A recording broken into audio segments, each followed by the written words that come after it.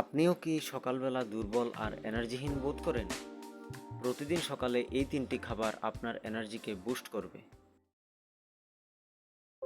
Number 1, গরম জলের সঙ্গে মধু।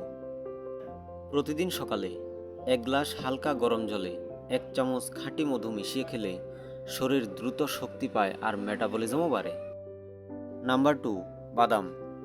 রাতে 4 থেকে 5টা বাদাম ভিজিয়ে রেখে সকালে খালি পেটে খেলে শরীরে ভালো ফ্যাট, প্রোটিন আর ভিটামিন ই পাওয়া যায়, যা মস্তিষ্ক আর পেশিকে শক্তিশালী করে। নাম্বার 3, কলা।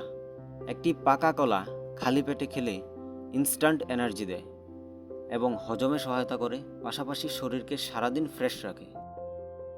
এই তিনটি খাবার খালি পেটে খেলে আপনার সকাল হবে এনার্জিতে ভরপুর। সুতরাং কাল থেকেই শুরু করুন। এমনই ছোট ছোট হেলথ টিপস পেতে লাইক, শেয়ার এবং ফলো করে দিন।